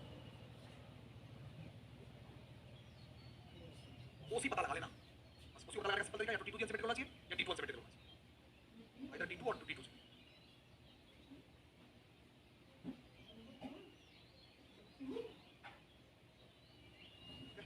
कुछ कॉम्प्लेक्स लिखा हूं टेबल कर दो आप शुरू हो जाओ बहुत इंपॉर्टेंट है कुछ कॉम्प्लेक्स लिखा हूं उनकी टेबल कर दो क्या लिख रहा हूं ओसी होगा यस ऑटो टिक लगा देना एलएस होगा ऑटो टिक नहीं तो cross mu effective mu SO से बड़ा हो तो टिक लगा देना या फिर म्यू इफेक्टिव म्यू एसओ से छोटा हो तो टिक लगा देना और लास्ट में म्यू इफेक्टिव अगर म्यू एसओ के बराबर हो तो टिक लगा देना फिर क्रॉस खेलो चालू हो जाओ कॉम्प्लेक्स पहला COCl4 2 दूसरा CO पानी का 6 2 तीसरा NiEN का 3 2 चौथा कॉपर वाटर का 6 2 चौथा Pi पानी का 6 3 Mn पानी का 6 3 Fe पानी का 6 3 Mn पानी का 6 2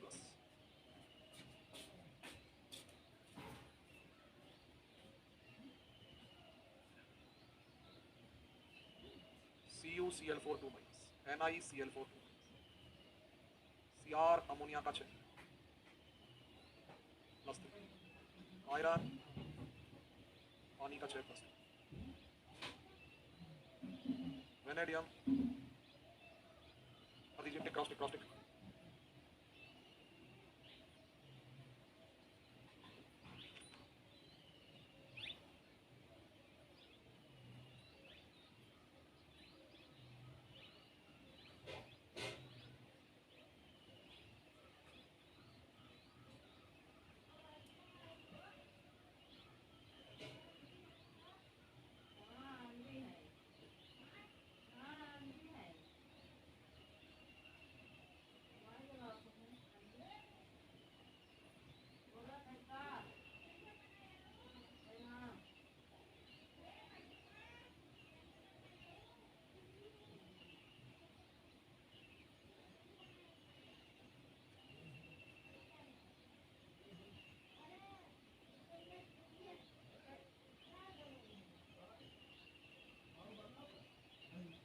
और म्यू इफेक्टिव बड़ा कब होता है ये वाला बड़ा कब होगा या तो ओसी हो या तो एलएस में D6 से D9 छोटा कब होता है? जब LS में D1 से D4 बराबर कब होता है? उसी को एंड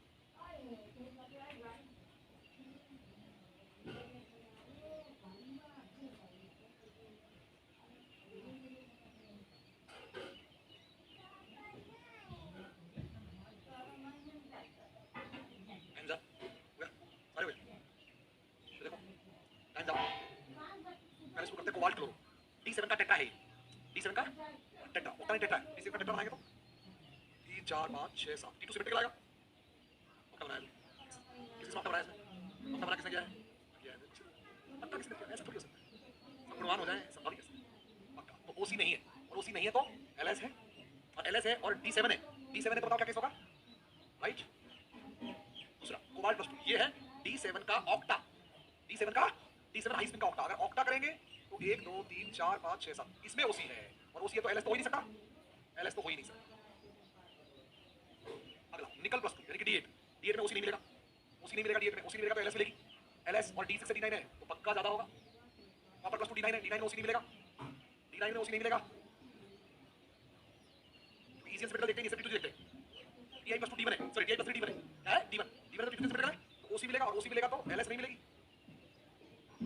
LS कॉन्फ़िगरेशन लिखते जाना कॉन्फ़िगरेशन क्या है दिस इज D7 का tetra this is D7 high spin octa this is D8 octa this is D9 octa this is D1 octa MN+3 मतलब D4 तो this is D4 high spin octa D4 high spin करेंगे तो क्या 1 2 3 4 LS तो होगा नहीं sorry OC तो होगी नहीं OC नहीं होगी OC नहीं तो LS है और D4 है तो कम होगा लेस होगा अगले ये दोनों के दोनों D5 के हाई स्पिन है दोनों D5 के हाई स्पिन है और अगर दोनों D5 के हाई स्पिन है तो ना LS है ना OC है कोई भी नहीं है नीचे वाले दोनों में cross cross cross tick cross cross cross और यहाँ भी क्रॉस क्रॉस अगला कॉपर का टेट्रा है कॉपर का टेट्रा तो ऊपर अनसिमेट्रिक आ जाएगा OC होगा ये निकल का टेट्रा है D8 निकल का 1 2 3 4 5 6 7 8 होगा OC होगा ये क्रोमियम +3 D3 है D3 तो OC तो नहीं होगा LS होगा और D1 से D4 है तो लेस होगा ये आयरन +2 ये D6 का हाई स्पिन है तो 1 2 3 4 5 6 इसका मतलब पक्का इसमें OC होगा और ये वेनेडियम +2 है वेनेडियम +2 मतलब वेनेडियम +3 शक्ति में वेनेडियम +2 D2 तो OC होगा ये सवाल पक्का परीक्षा आ सकता है कोई भी कॉन्सेप्ट देगा OC है कि नहीं LS है कि नहीं इफेक्टिव बढ़ा है कि छोड़ देगा D2 है ना तो OC है तो क्या हो गया OC है तो सही है OC है तो बढ़ाई होता है हमेशा तो LS के छोटा होगा OC है तो बढ़ाई होता है हमेशा OC है तो बढ़ाई होता है हमेशा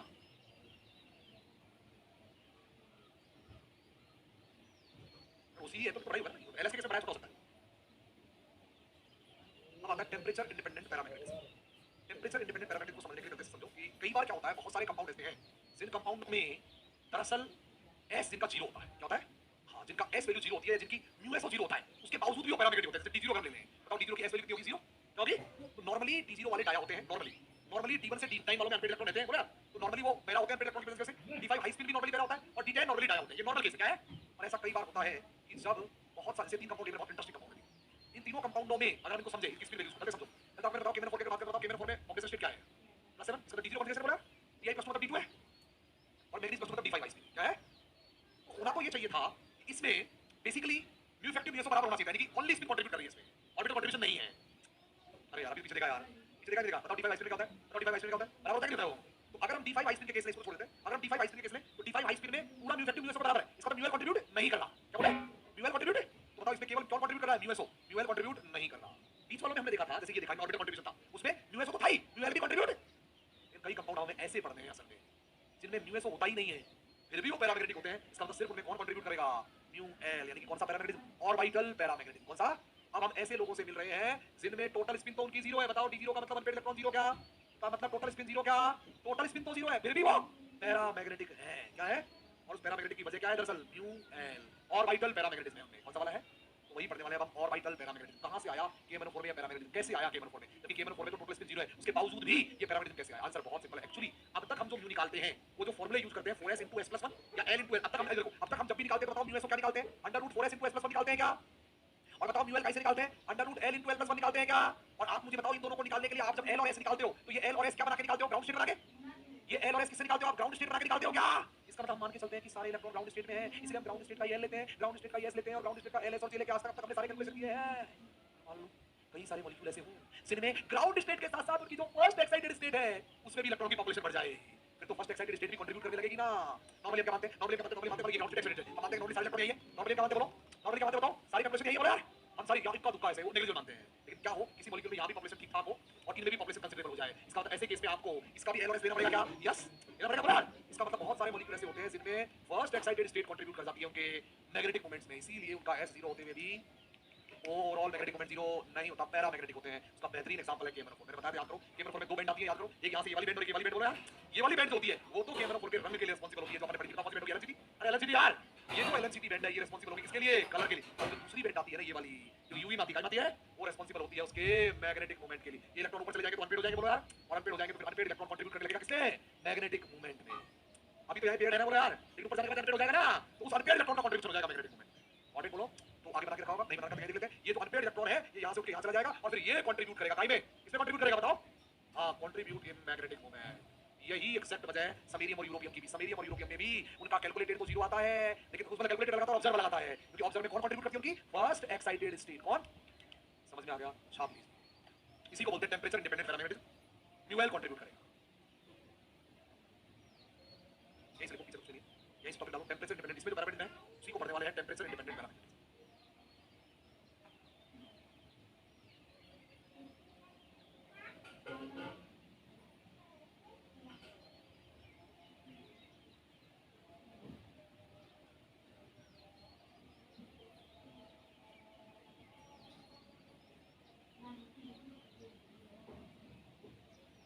D5 आइसक्रीम में केवल स्पिनिंग कंट्रीब्यूट कर रही थी ऑर्बिटिंग नहीं बाकी जितने ऑर्बिटल कंट्रीब्यूशन तो हमने देखा दोनों कंट्रीब्यूट कर रही थी ऐसे कुछ है जिनमें स्पिनिंग नहीं है फिर भी मैग्नेटिक मोमेंट कौन कंट्रीब्यूट कर रहा है ऑर्बिटिंग कंट्रीब्यूट कर ऑर्बिटिंग कंट्रीब्यूट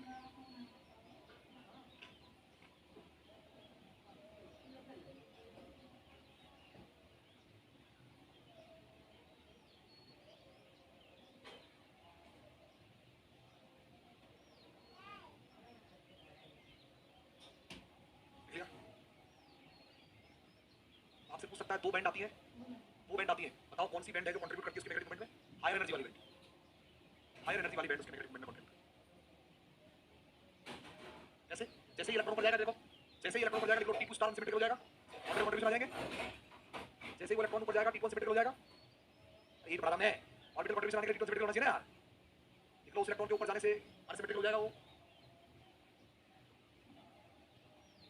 ग्राउंड स्टेट क्या बनी इसकी देखो ग्राउंड स्टेट क्या रहेगी ग्राउंड स्टेट में रहेंगे देखो ग्राउंड स्टेट में क्या रहेगा देखो अच्छा ये सभी ग्राउंड स्टेट रहेगा दोनों ग्राउंड स्टेट में कॉन्फिगरेशन क्या बताओ T2C6 पाई स्टार या T2G स्टार ऊपर T2G स्टार रहेगा यार T26 इसको बोलते हैं पाई 6 T2 स्टार 0 ये रहेगा लेकिन बताओ एक्साइटेड स्टेट क्या हो जाएगी एक्साइटेड स्टेट क्या बताओ एक्साइटेड स्टेट क्या हो जाएगी ऊपर चला जाएगा तो I5 और T2 स्टार 1 तो ये T2 स्टार 1 होते ही अभी हमने पीछे बढ़ा जैसे ही T1 सिमेट्रिकल होगा ऑर्बिटल कंट्रीब्यूशन आ जाएंगे नोट कर लो यही प्रोड्यूस प्रपोज वो करेंगे कंट्रीब्यूट करेंगे ऑर्बिटल में T1 सिमेट्रिकल हो गया ग्राउंड स्टेट में तो T2 सिमेट्रिकल लिख लो इलेक्ट्रॉन के जाने का सिमेट्रिकल हो जाएगा और वो कंट्रीब्यूट कर जाएगा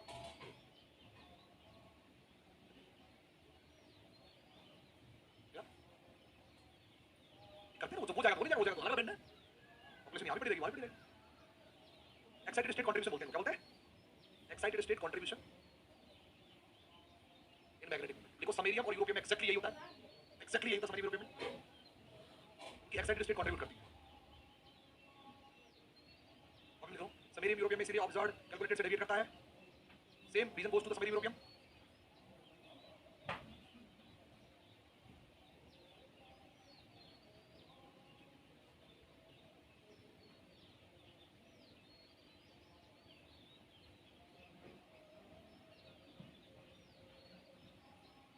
Deviation between the experimental and calculated measurement considering the contribution from the ground state only, है ना? Pair of length जिसमें बताओ क्या कहेंगे उसमें? Samarium and europium. अच्छा ये कह रहा है कि तो कैलकुलेटेड निकालो, कैसे निकाला? कैलकुलेटेड कैसे निकाला? ग्राउंड स्टेट से। इसीलिए डेविएट किया क्योंकि फर्स्ट एक्साइटेड स्टेट, क्योंकि एक्साइटेड स्टेट कंट्रीब्यूट करेगी, क्या करेगी? हां नोट कर लो, ऐसा क्यों है रीजन लिखो। एक्साइटेड स्टेट कंट्रीब्यूट करी है क्योंकि आपने कैलकुलेशन कहां से करी? क्वेश्चन में क्या कैलकुलेशन कहां से करी आपने? हां जबकि कंट्रीब्यूट कौन कर रही है? बिल्कुल सही जवाब, excited state contribute. Excited state contribute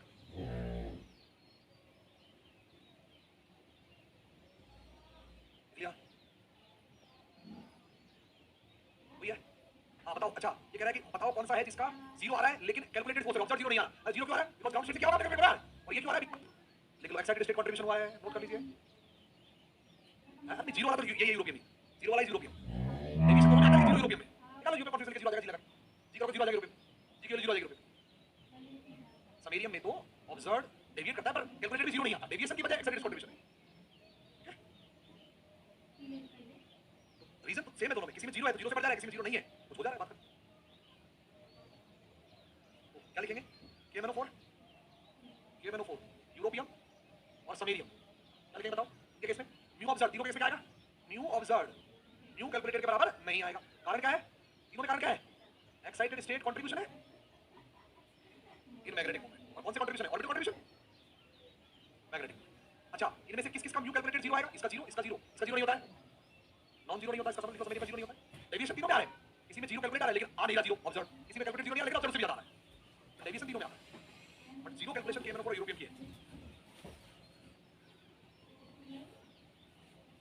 mu observe क्या बोलोगे? म्यू ऑब्जर्व जीरो नहीं आएगा, greater than zero, mu observe greater than zero, mu observe greater than mu calculate, greater than mu.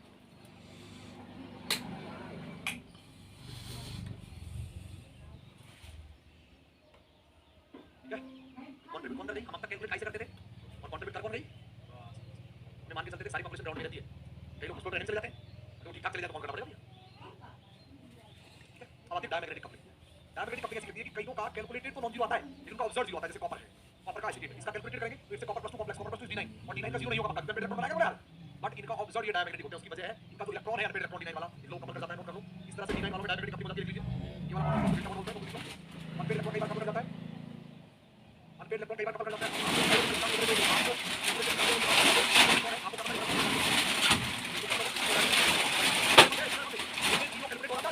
नहीं इनमें कौन है?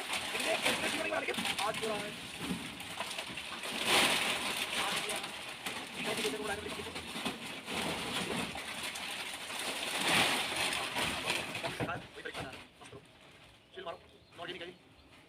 फिक्स ही होते हैं, ना ऊपर ना नीचे, ना आगे ना पीछे।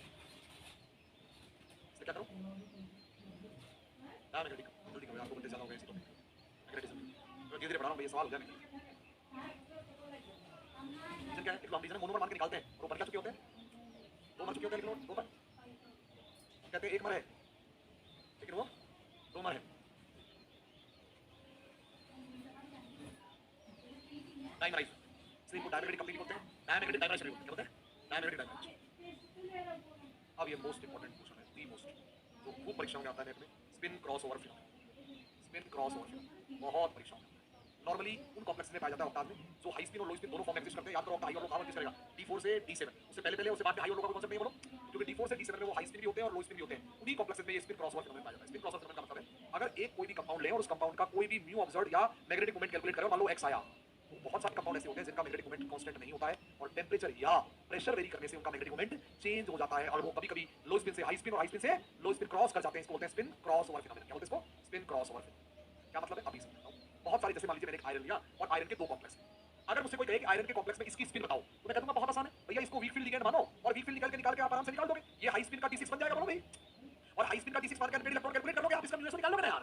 अनपेड इलेक्ट्रॉन कितना हो जाएगा बताओ? D6 का हाई स्पिन मार के बोलो ना, D6 का स्पिन मार के बोलो 1 2 3 4 5 क्या 4 हो जाएंगे बोलो यार अनपेड इलेक्ट्रॉन 4 हो जाएंगे आप आराम से न्यूमेंस को निकाल लोगे हंसते खेलते और वो अंडर रूट 4 × 6 और मैग्नेटॉन आ जाएगा आपसे कोई अगर मैं आयरन के साथ साइनाइड चिपका दूं तो एकदम स्ट्रांग फील्ड लिगेंड है तो आपको बहुत आसान है स्ट्रांग फील्ड है तो पेयरिंग करवा दो और पेयरिंग करवा दो दीजिए ये लीजिए D6 का क्या बन जाएगा ये D6 का लो स्पिन बन जाएगा जी करा दो D6 का लो स्पिन D6 का लो स्पिन बना दो जिसको D6 का हाई स्पिन ये था D6 का लो स्पिन बना दो आप कहोगे D6 के लो स्पिन में इलेक्ट्रॉन निकाल लेंगे 1 2 3 4 5 6 अनपेड इलेक्ट्रॉन आ जाएगा 0 तो न्यूमेंस हो आ जाएगा 0 आसान है आसान पर मान लो कोई परीक्षा में ऐसे कॉम्प्लेक्स दे दे जिनमें लिगेंड ना क्लियरली वीक हो ना क्लियरली स्ट्रांग हो बॉर्डर लाइन लिगेंड हो क्या हो या तो उधर जाते तो स्ट्रांग बनते वीक बनते को बीच का आ जाए और या फिर कोई ऐसा कॉम्प्लेक्स आ जाए जिसमें कुछ स्ट्रांग लिगेंड हो कुछ वीक लिगेंड हो उनमें बस गड़बड़ा जाएगा जैसे ये कॉम्प्लेक्स ले लिया अब देखो अगर फैन अकेला होता तो स्ट्रांग होता आपको पता है बोलो यार एनसीएस अकेला होता तो वीक पर अब दो फैन आ गए और दो एनसीएस ऐसे केस में अब ये डबल रवैया होगा इसका मुझे बताओ ये हाई स्पिन वाला क्या बोलेंगे कुछ नहीं कह सकते तापमान बता क्या बता हैं तापमान बता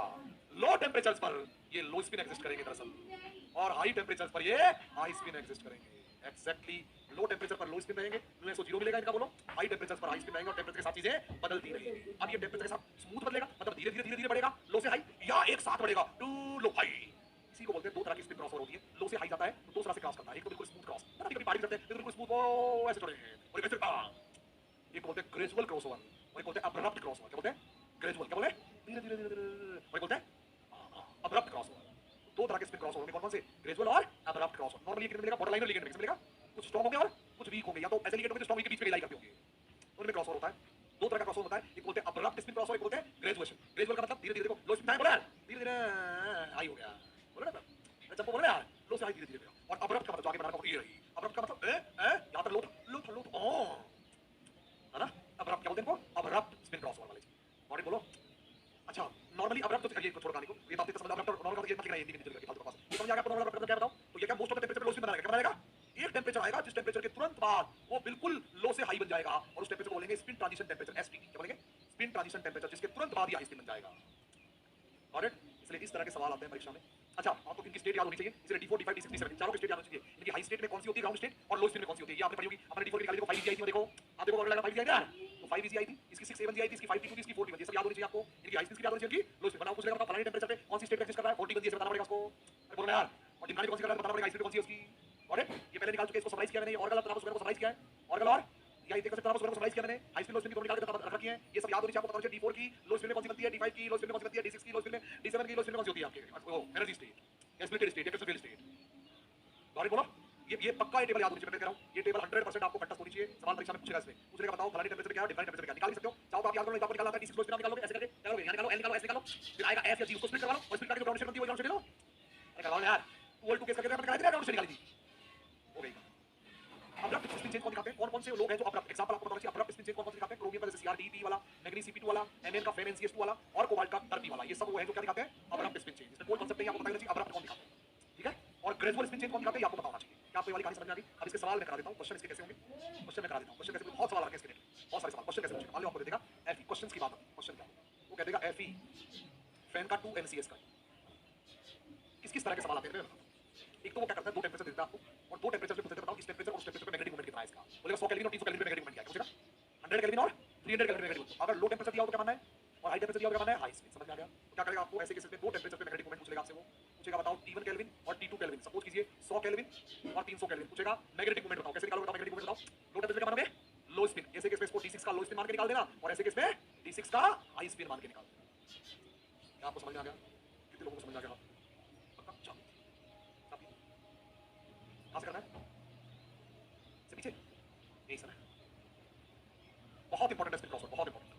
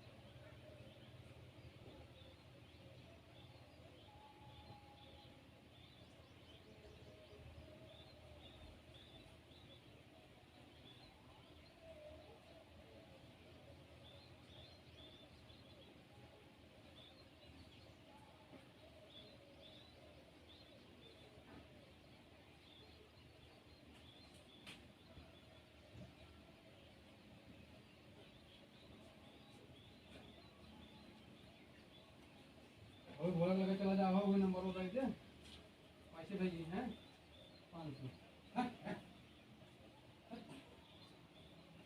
घोड़ा लगा चला जाओ कल हम करके भेज करके घोड़ा पैसे 500 लेंगे सब कुछ कर दिया है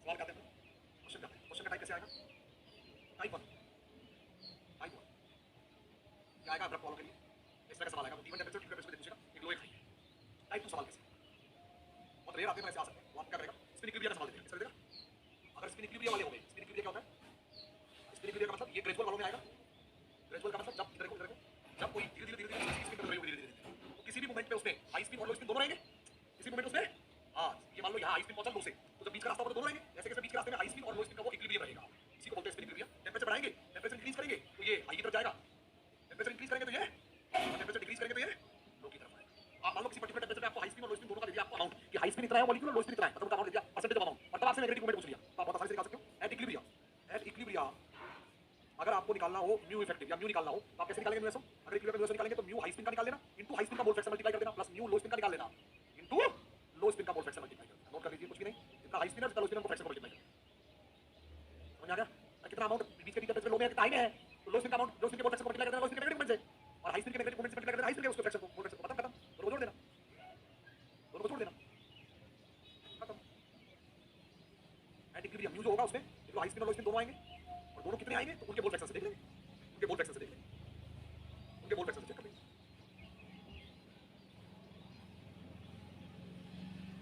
आएगा नंबर मोल फ्रैक्शन करेंगे आ जाएगा ग्रेजुअल वाला पूछते हैं एब्रप्ट वाला नहीं आता उनमें क्या होता है एकदम लो लो लो फिर अचानक से हाई उनको इक्विलिब्रियम नहीं रहता इनमें हाई और लो का इक्विलिब्रियम रहता है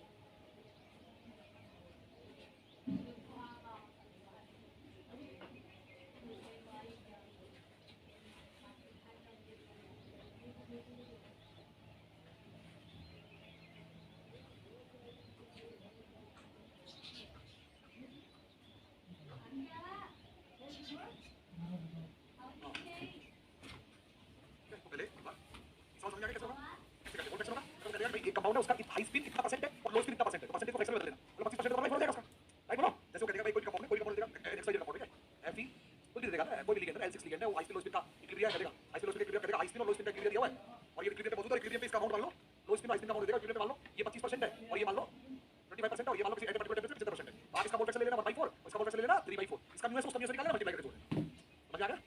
आएगा नहीं, आते हैं नहीं उसके, तो आते उसी का लोग करके पूछेगा।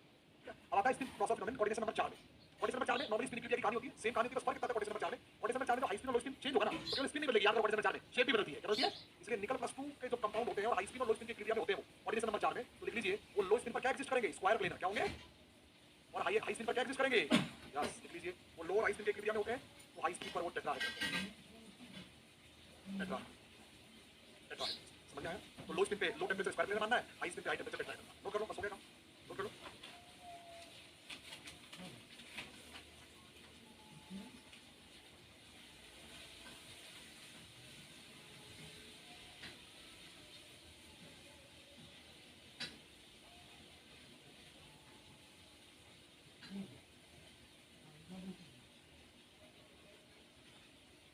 Got it?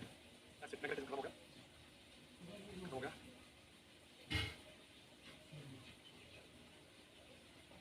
अब टेम्परेचर बढ़ाएंगे तो इसका अमाउंट बढ़ता जाएगा और टेट्राहेड्रल कर लो, टेम्परेचर इंक्रीज करेंगे टेट्राहेड्रल इंक्रीज होगा, टेम्परेचर डिक्रीज करेंगे तो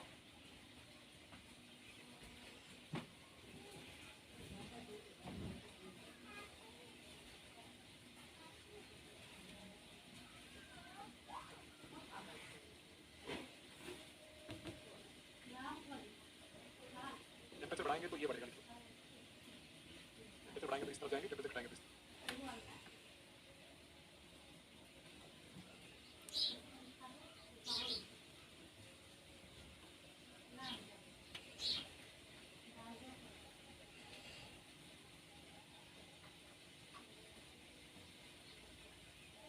Got it? खत्म मैग्नेटिज्म, अब हम रिएक्शन मैकेनिज्म शुरू करेंगे ब्रेक के बाद, ये नोट कर लो, आइसोमर्स।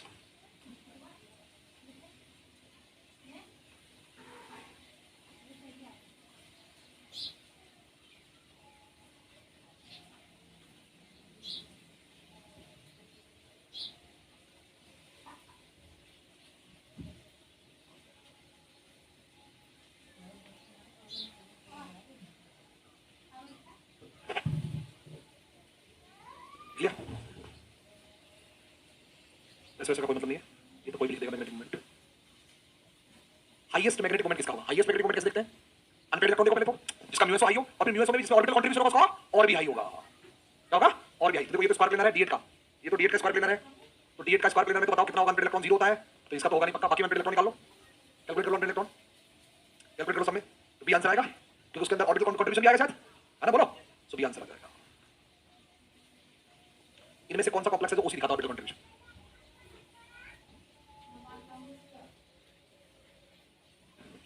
सही है। देखो ये तो D9 है, तो T2 सिमेट्रिकल है, इजी सिमेट्रिकल, इसका मतलब नहीं है वो, इसमें भी इजी, इसमें भी T2 सिमेट्रिकल है, इसमें भी T2 सिमेट्रिकल है, अरे हो गया कॉमन +2 D4 हाई स्पिन हो गया यार, तो आंसर बच गया ये D7 का हाई स्पिन, केवल इसी में T2 सिमेट्रिकल आएगा, केवल इसी में T2 सिमेट्रिकल आएगा, देख लो ये देखो T2 सिमेट्रिकल बस, तो ऑर्बिटल कंट्रीब्यूशन इससे, अरे ऑर्बिटल कंट्रीब्यूशन यार T2 सिमेट्रिकल होना चाहिए ना,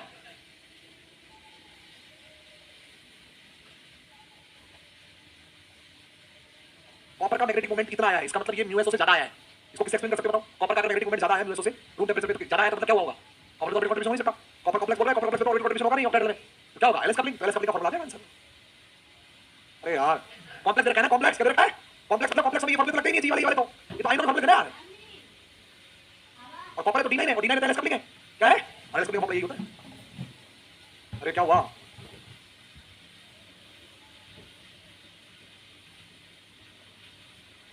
तो मोल बार का है लेकिन उसमें बात वही पड़ेगी, मतलब चेंज इन स्पिन स्टेट हो रहा है, क्या हो रहा है, चेंज इन स्पिन स्टेट हो रहा है, तो बात वही पड़ेगी, मोल बार की कहानी छोड़ो, स्पिन स्टेट हो रहा है। तो इफेक्टिव 250 का पूछा है, बताओ 250 क्या करोगे, हाई स्पिन और 150 क्या करोगे, बताओ बता दो ऐसे लो स्पिन मान के, सीएफएस भी इफेक्टिव निकालो, सीएफएस भी इफेक्टिव हाई स्पिन का निकालो, लो स्पिन का निकालो, D6 सही है, D6 हाई टेम्परेचर का हाई स्पिन का करोगे तो